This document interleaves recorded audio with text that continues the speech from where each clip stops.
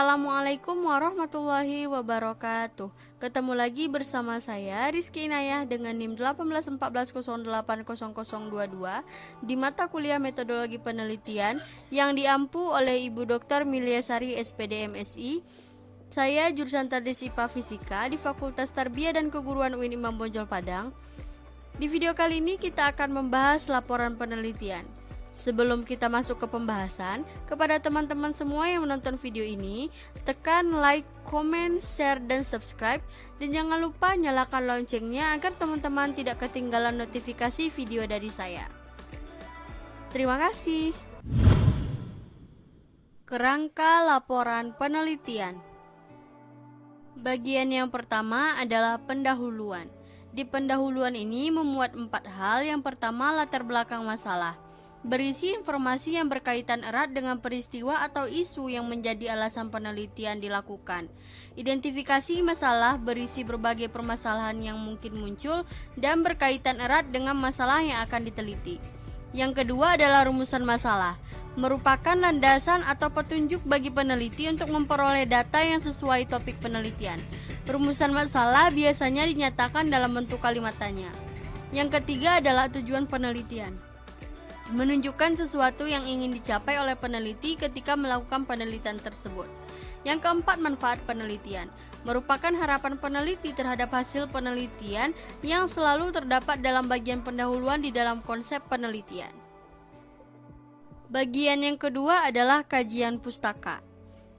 Bagian kajian pustaka dalam konsep penelitian yaitu kajian teori. Kajian teori berisi teori atau pendapat para ahli mengenai variabel yang ada dalam penelitian. Teori yang terdapat dan ahli tersebut merupakan landasan bagi peneliti untuk mengembangkan dan membantu mendapatkan jawaban atas pertanyaan yang telah dirumuskan dalam rumusan masalah. Bagian selanjutnya adalah hasil penelitian.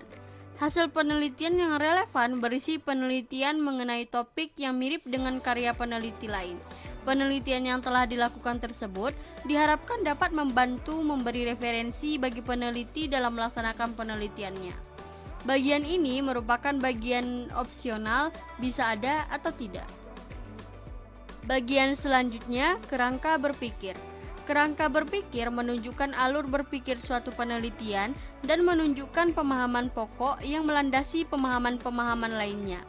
Kerangka berpikir diperlukan untuk mengarahkan dan memperjelas masalah yang dikemukakan dalam penelitian. Bagian selanjutnya adalah variabel. Jenis-jenis variabel ada 4. Yang pertama, variabel bebas atau variabel penyebab, merupakan variabel yang mempengaruhi variabel lain. Yang kedua, variabel terikat atau variabel dependen, merupakan variabel yang memberikan reaksi atau respons sebagai akibat dan hubungan variabel bebas. Yang ketiga, variabel inverting, yaitu variabel yang secara teoritis mempengaruhi hubungan antara variabel bebas dan terikat, tetapi tidak dapat diamati. Yang keempat, variabel moderator, yaitu variabel yang mempengaruhi atau memperkuat dan memperlemah hubungan antara variabel bebas dan variabel terikat. Hipotesis. Hipotesis merupakan jawaban sementara karena kebenarannya masih perlu diuji dengan data dan lapangan. Hipotesis juga penting peranannya karena menunjukkan harapan peneliti mengenai hubungan antar variabel. Bagian selanjutnya adalah metode penelitian. Metode penelitian adalah suatu keseluruhan metode, prosedur, konsep kerja, dan aturan yang digunakan dalam penelitian. Metode merujuk pada ilmu yang berkaitan dengan proses, prinsip, serta prosedur yang digunakan untuk mencari jawaban atas suatu masalah. Metode penelitian pada dasarnya mencakup hal-hal berikut ini.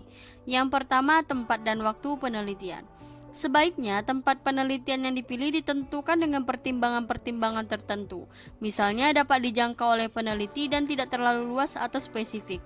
Waktu penelitian diharapkan dapat membantu peneliti melakukan penelitian secara efektif. Yang kedua, jenis penelitian. Jenis penelitian menunjukkan pendekatan dan metode yang digunakan peneliti dalam merencanakan kegiatan penelitian. Yang ketiga, sumber data. Data dapat dibedakan dalam 2 jenis, yaitu data primer dan data sekunder. Data primer diperoleh peneliti melalui kegiatan pengumpulan data lapangan atau objek penelitian. Data sekunder merupakan data yang telah ada sebelumnya sehingga peneliti tidak perlu terlibat langsung di dalam lapangan atau objek yang diteliti. Selanjutnya, teknik pengumpulan data. Teknik pengumpulan data menjelaskan cara-cara yang dilakukan peneliti dalam mengumpulkan data lapangan. Yang terakhir adalah teknik analisis data. Bagian ini menguraikan cara dan proses pengolahan data yang akan digunakan peneliti. Teknik analisis data kuantitatif dilakukan melalui proses editing, coding, dan tabulating. Namun pada penelitian kualitatif dapat diolah melalui proses pengumpulan data, reduksi data, penyajian data, dan penarikan kesimpulan. Pokok isi laporan penelitian. Bab 1. Pendahuluan. Terdapat 6 bagian. Yang pertama, latar belakang masalah. Berisi mengenai permasalahan yang ditemukan di lapangan dan kesenjangan antara kenyataan atau realita dengan teori. Penulis juga menjelaskan alasan dan dasar pemilihan topik. Yang kedua adalah rumusan masalah. Berisi mengenai permasalahan-permasalahan yang akan dibahas dalam penelitian dan ditulis dalam bentuk kalimat pertanyaan. Pertanyaan ini akan dijelaskan jawabannya pada bagian pembahasan. Yang ketiga, batasan masalah. Berisi mengenai batasan-batasan permasalahan yang ingin dibahas sehingga cakupan bahasan tidak meluas dan tetap relevan. Keempat, tujuan penelitian. Berisi tentang kalimat-kalimat pernyataan yang mengacu pada pertanyaan rumusan masalah. Misalnya, jika ada rumusan masalah adalah bagaimana pengaruh gadget terhadap gaya belajar siswa, maka di tujuan penelitian dituliskan untuk menjelaskan pengaruh gadget terhadap gaya belajar siswa. Yang kelima, hipotesis. Hipotesis adalah pernyataan sesuai yang dianggap benar untuk mengutarakan pendapat dan kebenarannya masih perlu dibuktikan dalam penelitian. Yang terakhir, manfaat penelitian. Sebuah penelitian tentu memiliki manfaat bagi banyak orang. Pada bagian ini tertulis manfaat-manfaat apa saja yang diperoleh oleh kalangan tertentu maupun masyarakat pada umumnya. Bab 2. Landasan teori. Pada bagian ini, penulis menjelaskan mengenai teori-teori yang berhubungan dengan permasalahan yang akan dibahas dari para ahli dan juga dari sumber-sumber yang dapat dipercaya kebenaran teorinya. Bab 3.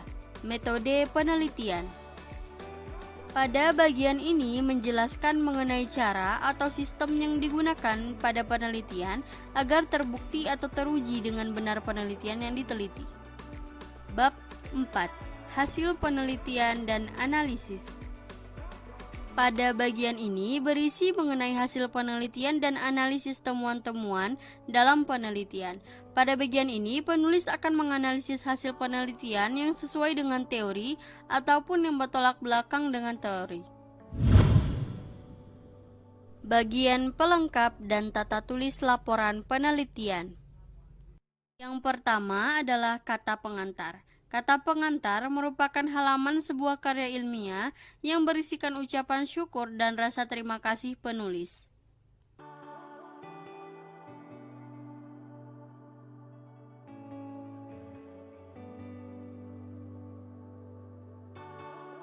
Yang kedua adalah daftar isi. Di daftar isi ini akan memuat bagian selanjutnya adalah daftar tabel dan gambar. Daftar hanya dibuat jika di dalam naskah tersebut jumlah minimal masing-masing 2 tabel 2 gambar. Lampiran terdiri dari data-data penunjang, program komputer, bagan, peta, dan sebagainya yang tidak dapat dimuat di dalam naskah bagian utama. Yang terakhir adalah daftar pustaka. Memuat semua pustaka yang digunakan dan disitasi di dalam naskah, disusun menurut abjad nama belakang penulis.